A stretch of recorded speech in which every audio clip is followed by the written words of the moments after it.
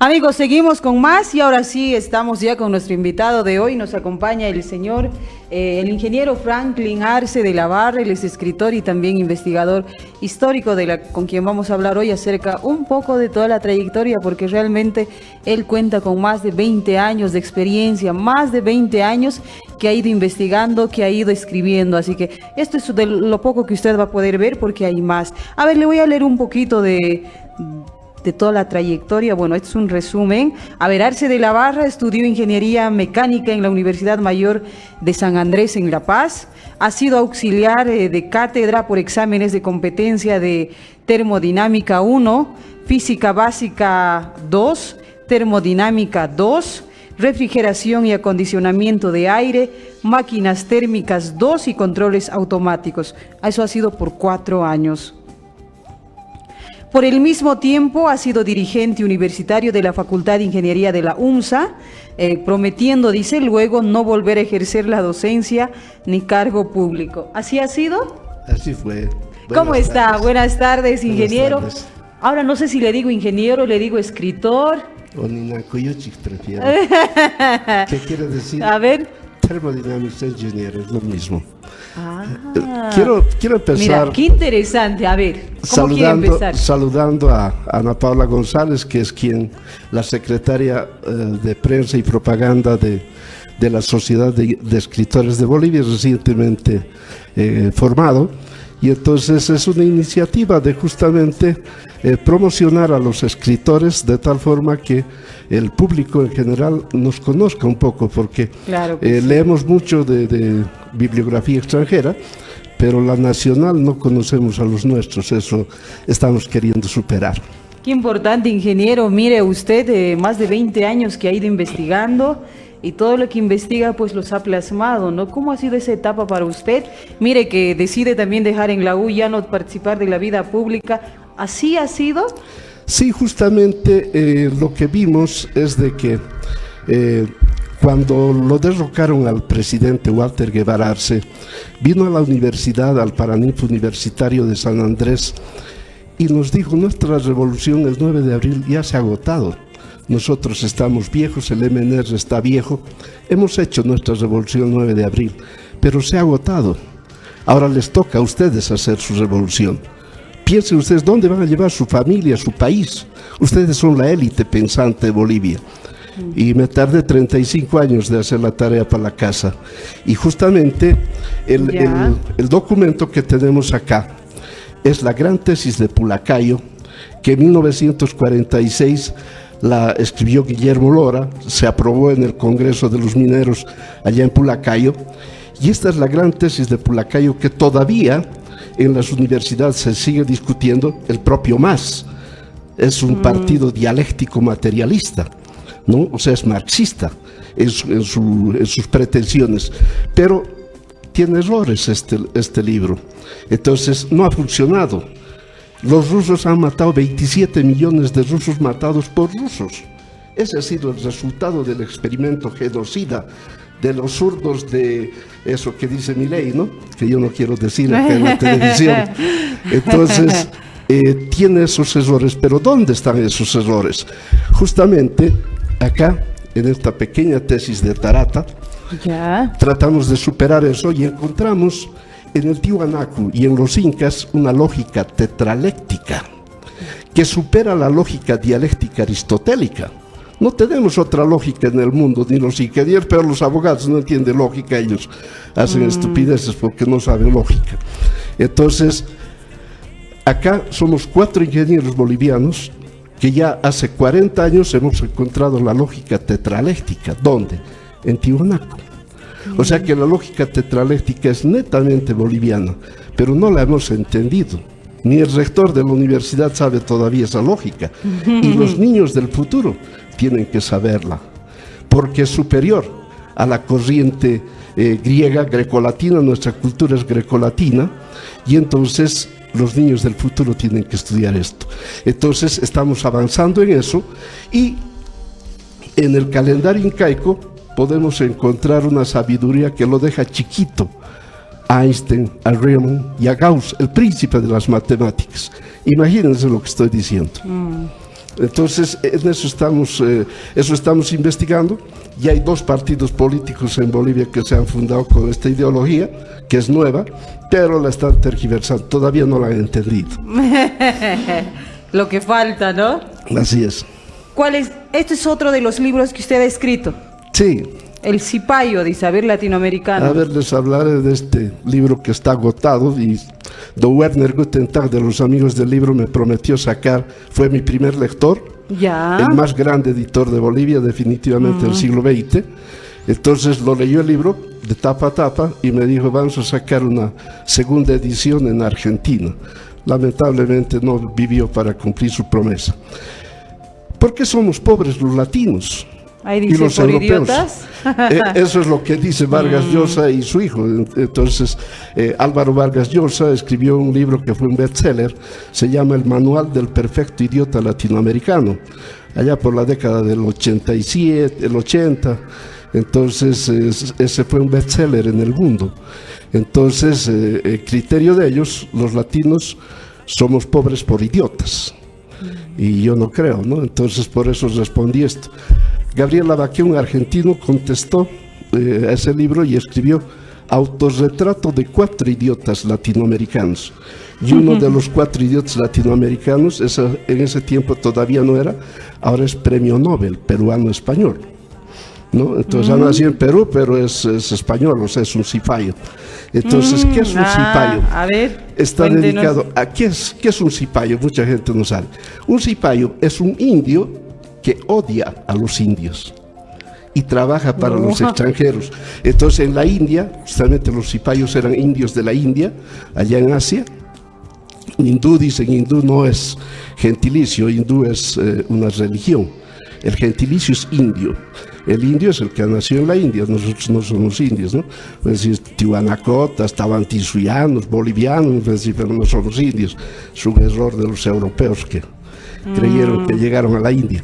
Entonces, estos cipayos, los ingleses contrataron a los cipayos para que se peleen con los indios y de esa forma los colonizaron por 700 años, ¿no? Entonces fueron los cipayos que trabajaban para los ingleses. Entonces de ahí que viene el adjetivo de cipayo, es un indio que lucha contra los indios.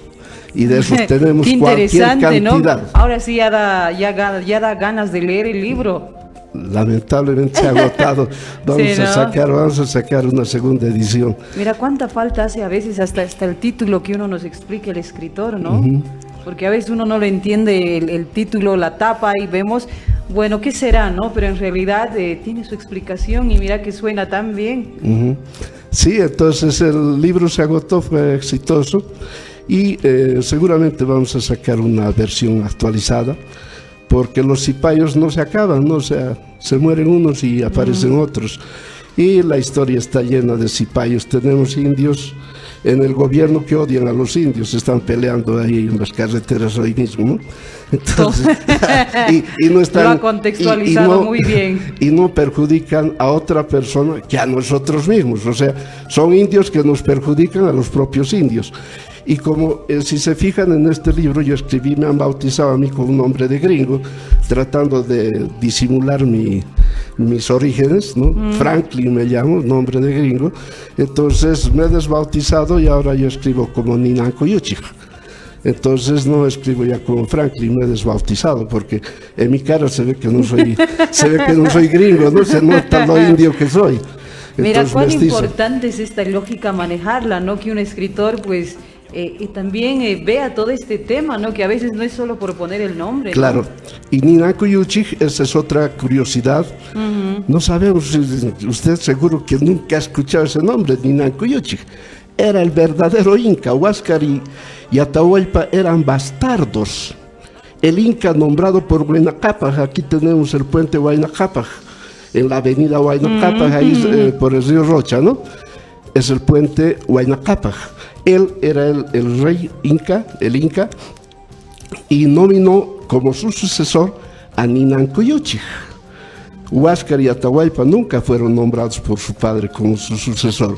Eso yo no sabía tampoco, investigando 10 años, haciendo la tarea que nos había encomendado mi tío Walter Guevara Arce, era mi tío, porque yo soy tarateño, 400 años, ¿no? Esteban Arce era mi tatarabuelo, era bisabuelo de mi bisabuelo. Entonces empecé a estudiar eso y me enteré que Nina Cuyuch era el verdadero Inca, ¿no? Entonces es realmente impresionante, por eso que dejé la ingeniería, hace 15 años empecé a escribir esto y me dediqué a la historia y a escribir nuestra historia, porque aquí está nuestra historia, que no tiene 200 años, o sea, nuestra historia tiene más de 500, y lo más interesante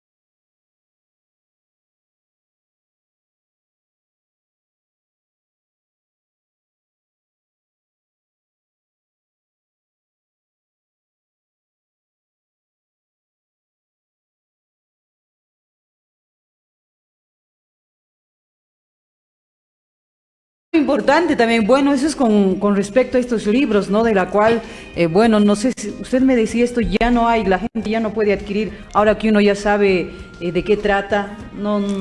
Vamos a sacar una segunda edición y amerita, ¿no? Yo le voy a hacer llegar uno de cortesía, he encontrado 10 en un baúl viejo ahí por mi casa, entonces vamos a hacerles llegar un ejemplar de cortesía.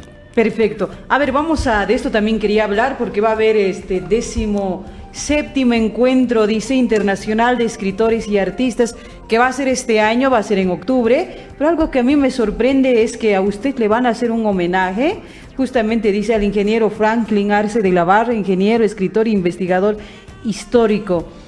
¿Por qué le van a hacer el homenaje? A ver si puede contarnos. Claro, yo he asistido acá a Tarija, vienen justamente prácticamente de todo el mundo y especialmente de Sudamérica, claro, donde nos encontramos escritores a compartir precisamente nuestras experiencias literarias. Entonces yo he ido varias veces allá a usar este escenario para hablar justamente, explicar qué es la lógica tetraléctica, porque eso, como le digo, no sabe ni el rector de la universidad, de ingeniería o peor los de las otras carreras. Y de dónde hemos sacado eso. Entonces esa historia es larga, o sea, es el Tiwanaku, y en 1987 el ingeniero Jorge Emilio Molina Rivero, que se formó en Hungría y se doctoró en Yale, ha sido catedrático toda su vida, él encuentra de que en Tiwanaku hay un método tetraléctico. Le sigue Javier Amar Ruiz García, que está fundando un partido libertario tetraléctico ahora en La Paz. Él se ha formado en California, que estudia también un poco esto de la lógica tetraléctica. Y luego está el ingeniero PhD Jorge Miranda Luizaga, que ha sido nuestro embajador en Irán, ¿no? Y que radica en La Paz y se ha formado en Berlín. O sea, es un ingeniero que ha tenido su PhD en Berlín, en Alemania, y justamente allá ha podido difundir los números tiwanacotas, que son estas. Esto, por ejemplo, es el primer cero que se ha descubierto en toda la humanidad. O sea, los romanos, fíjense, los números romanos no tienen cero. Esa es la vergüenza eterna de Occidente, porque no han podido nunca, ni alemanes, franceses, ingleses, peor los españoles, que son débiles en matemáticas, no han podido descubrir nunca el cero. El cero que usamos, los números son indoarábigos, los han descubierto los indios, los árabes han aprendido de ellos, y cuando han colonizado España durante 8 siglos, les han enseñado la aritmética y el álgebra también es árabe. Entonces, pero antes que ellos, los mayas y los tiwanacotas ya tenían. Los mayas simbolizaban el cero con un ojo, y su numeración era vigesimal, entonces era de base 20. Entonces aquí en mi primer libro uso números mayas. Estos son números mayas. Entonces eso hace 20 años ya conocía a los mayas. Los tiwanacotas los encontré después, ¿no? Y entonces esos son números mayas. Y entonces el primer cero definitivamente es tiwanacota. Entonces los babilonios, los caldeos, que son la cultura occidental, que tiene como 5000 años, ellos usaban una numeración sexagesimal. De ahí nos viene que el minuto tiene 60 segundos, la hora 60 minutos, entonces es una numeración sexagesimal, pero que tampoco tenían el cero. Entonces el cero, por eso es un privilegio de los indios. Los indios los hemos descubierto esos números, y hay que difundirlos, porque todavía la yupana es un sistema cuadragesimal que es una maravilla para entender el año. Precisamente para poder tener todas nuestras unidades hay que usar numeración cuadragesimal en vez de la sexagesimal. Entonces base 40, la yupana de los incas y de los tiwanacotas es cuadragesimal.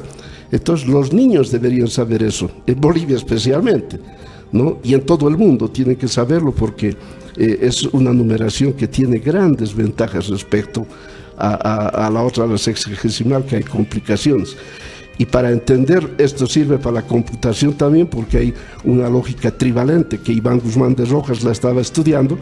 He tenido el honor de estar en su casa 2 horas, y él me ha hablado de Jan Lukasiewicz, otro lógico que investigó en 1918, ya sacó una lógica trivalente. Entonces la que nosotros estamos trabajando es una lógica tetravalente. Entonces de eso yo he hablado mucho en estos 7 años. Yo he estado unos 7 años en Tarija hablando con los escritores, y entonces de ahí es que me están haciendo este homenaje. Y además el año pasado también he recibido en Rosario, entre más de 100 escritores latinoamericanos, un tribunal me ha escogido a mí como medalla de oro en ese encuentro en Rosario el año pasado. Entonces, ¿en Argentina? En Argentina, sí, en Bolivia no me conocen. He estado en Perú, he estado en Montevideo, en varios países, porque hablar de estas cosas difíciles es un poco difícil también, ¿no? Entonces, pero... Solo quien sabe, como usted, pues lo hace, ¿no? Lo explica, porque usted lo ha investigado. Para finalizar, bueno, el tiempo se nos ha hecho muy corto realmente, yo creo que amerita otra entrevista. Quiero preguntarle, ¿cuán importante es la investigación? Solamente la investigación nos puede sacar de pobres, ¿no? Entonces tenemos una riqueza increíble. No somos campeones en fútbol, pero por ejemplo, este año somos los campeones mundiales en mecatrónica. la UNSA de La Paz, la carrera en la que me he formado, uno de mis exalumnos, el ingeniero Jaime Sánchez, es el director de ese equipo que hace 3 años salió medalla de bronce y el año pasado han sacado el campeonato mundial en mecatrónica. La mecatrónica es la que hace robots, ¿no? La ingeniería mecánica es una aplicación de la ingeniería mecánica para hacer robots. O sea que en fútbol estamos mal, pero en mecánica somos campeones mundiales. Entonces, ¿por qué? Porque somos descendientes de los incas y de los tihuanacotas. Entonces, esa es mucha cosa. No se ha entendido hasta ahora, ¿no? Pero en el futuro van a saber. Yo presenté este libro en Lima y les dije, no he escrito para ustedes, no van a entender, cómprenlo. Y es para sus nietos, ustedes no van a entender ni sus hijos. Lo van a entender sus nietos porque es complicado. ¿Cómo poder dibujar el tiempo? ¿Cuánto tiempo tiene el tiempo? ¿Hace cuánto ha empezado el tiempo? Eso es la historia del tiempo. Hawking ya lo calculó y ha muerto Stephen Hawking. Y justamente hablaba del cono del pasado y el cono del futuro. Y no son conos, son pirámides.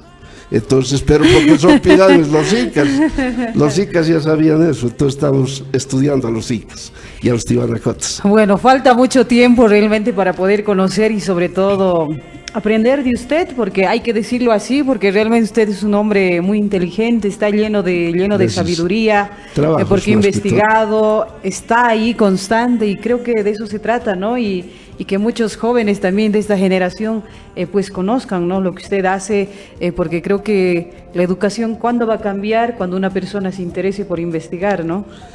Definitivamente es la educación, entonces, pero como decía Einstein, el talento es apenas un 10%, la transpiración es el 90% para llegar lejos.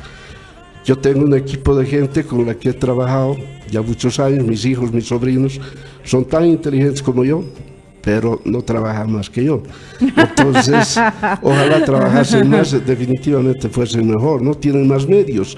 O sea, tenemos ahora información, libros que no los podíamos conseguir y entonces eso tienen que aprovechar las futuras generaciones porque hay mucho por hacer, hay mucho por investigar y tenemos un tesoro cultural muy grande que lo estamos investigando y ojalá pronto se divulgue esto, porque por el momento es una élite de ingenieros que estamos estudiando, pero definitivamente eso es para los niños del futuro. Felicidades, ingeniero, realmente quedé sorprendida con todo y lo que falta todavía, ¿no?, por dar a conocer a la población, porque así como usted tanto investigado, creo que nos puede, todo lo que ha hecho nos puede resumir, ¿no? Y mira qué lindo, así que la próxima yo creo que vamos a hablar más acerca de cada uno de los libros, porque esto tiene lo suyo, el otro tiene lo suyo, y solo usted nos puede contar. Así que le hago la invitación para una próxima, y bueno, para poder continuar con esto, así que felicidades. Amigos, acompáñennos en la primera pausa.